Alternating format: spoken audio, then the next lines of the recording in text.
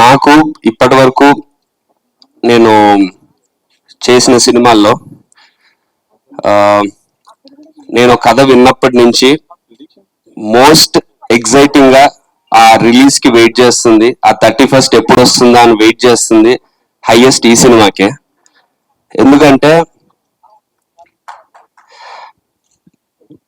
నేను ఏ కథ అయితే ఎలాంటి కథ అయితే చేద్దాం అనుకుంటున్నానో, ఎలాంటి ఎమోషన్ నా సినిమాలో ఎలాంటి ఎమోషన్ ఉండాలనుకున్నానో, ఎలాంటి క్యారెక్టర్ పోర్ట్రే చేద్దాం అనుకున్నానో, ఎలాంటి డ్రామా కానీ ఎమోషన్స్ కానీ అడ్రినలిన్ కానీ హీరోయిజం కానీ ఎలా పోర్ట్రే చేయాలనుకున్నానో అది 100% నేను అనుకున్నట్టు, ఆర్ నేను అనుకున్నట్టు కూడా కాదు, యాక్చువల్లీ ప్రశాంత్ అనుకున్నాడు నాకు కావాల్సినట్టు, నాకు కరెక్ట్ గా ఉండేటట్టు 100% సెట్ అయిన సినిమా ఇది.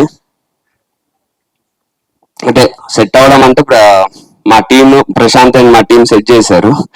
బట్ యా, సో ఇంత పర్ఫెక్ట్ గా సెట్ అయిన సినిమా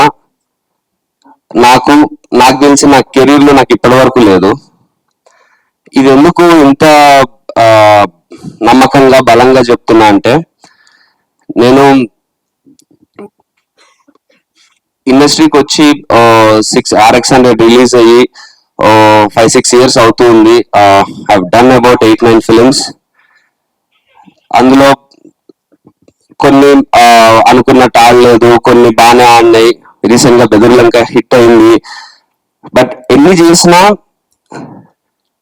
నేను అనుకుంటున్నా నాకు కావాల్సినట్టు ఆ ప్రాపర్ ఫుట్ ఏదైతే ఉందో, అడుగు కరెక్ట్ గా ఫర్మ్ గా ముందుకెళ్ళేది, అది నాకు ఈ సినిమాతోనే దొరుకుతుంది.